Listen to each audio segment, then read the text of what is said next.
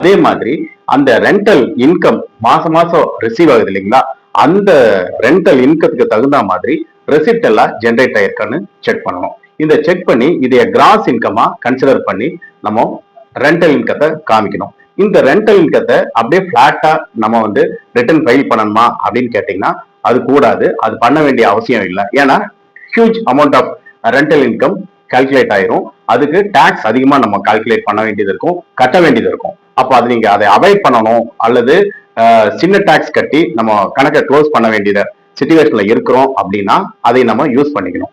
அப்போ நம்ம செலவு இருக்கு. அந்த செலவுக்கு முன்னாடி இந்த வருஷம் அதாவது பினான்சியல் இயர் 2024-25 வருஷத்துல 7 லட்சம் ரூபாய் வரைக்கும் லிமிட் இருக்கு.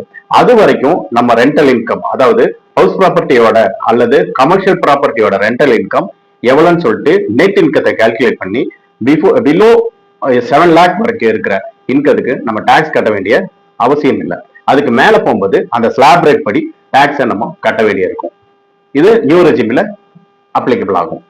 அப்போ நம்ம என்ன எக்ஸ்பென்சஸ் எல்லாம் நம்ம இதை எடுத்துக்க முடியும் அப்படின்னு பாத்தீங்கன்னா, இன்கம் ஃப்ரம் ஹவுஸ் ப்ராப்பர்ட்டில என்னெல்லாம் செலவு பண்றோமோ அதே எக்ஸ்பெண்டிச்சர், அதே மாதிரி வர்ற எக்ஸ்பெண்டிச்சரை அந்த நேச்சருக்கு தகுந்த மாதிரி எக்ஸ்பெண்டிச்சரா கன்சிடர் பண்ணி அதை நம்ம மைனஸ் பண்ணி மீதி நெட் இன்கத்துக்கு நம்ம டாக்ஸ் கட்டலாம். அது ஒன் பை ஒன்னா பார்க்கலாம். ஃபர்ஸ்ட் பாயிண்ட் என்னன்னு பாத்தீங்கன்னா, நம்ம முனிசிபல் டாக்ஸ் கட்டியிருப்போம், அதாவது ப்ராப்பர்ட்டிக்கு டாக்ஸ் பேமெண்ட் பண்ணியிருப்போம், அல்லது வாட்டர் டாக்ஸ் கட்டியிருப்போம், அல்லது ரெண்டு சேர்ந்து பண்ணியிருப்போம். அந்த டாக்ஸை நம்ம கிளைம் பண்ணலாம், எக்ஸ்பென்சஸா கிளைம் பண்ணலாம்.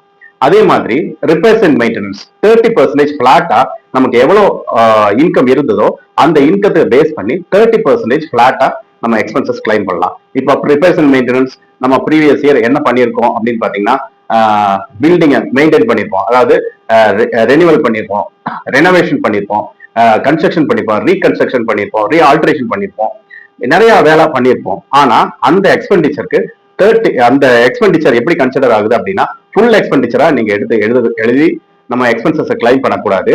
அதுக்கு மாறா நம்ம எக்ஸ்பென்சஸ் எவ்வளவு இன்கம் இருக்கு, இந்த எக்ஸ்பென்சஸ் நடக்கிறதுக்கு எவ்வளவு இன்கம் இருக்கு அப்படின்னு பார்க்கணும். அந்த இன்கத்துக்கு 30% பிளாட்டா எடுத்து நம்ம அந்த எக்ஸ்பெண்டிச்சரை கிளைம் பண்ணலாம், எக்ஸ்பென்சஸா கழிச்சுக்கலாம் அந்த இன்கத்துல இருந்து. இப்போ சப்போஸ் நம்ம ப்ரீவியஸ் இயர் நம்ம இன்கத்தை கால்குலேட் பண்ணும்போது எந்த எக்ஸ்பெண்டிச்சருமே பண்ணல அப்படின்னாலும் இந்த 30% பிளாட்டா அந்த எக்ஸ்பெண்டிச்சர் கிளைம் பண்ணலாம். அடுத்த எக்ஸ்பெண்டிச்சர் என்னன்னு பாத்தீங்கன்னா, இன்ட்ரெஸ்ட் பேமெண்ட் பண்ணியிருப்போம், அதாவது இந்த கன்ஸ்ட்ரக்ஷனுக்கு வேண்டி அல்லது இந்த ப்ராப்பர்ட்டிக்கு வேண்டி நம்ம லோன் வாங்கியிருப்போம். லோன் வாங்கி ரீபேமெண்ட் பண்ணும்போது இன்ட்ரெஸ்ட் சேர்த்து கட்டுவோம். அந்த இன்ட்ரெஸ்ட் போர்ஷனை நம்ம எக்ஸ்பெண்டிச்சரா கணக்கு பண்ணி அதையும் கழிச்சுக்கலாம்.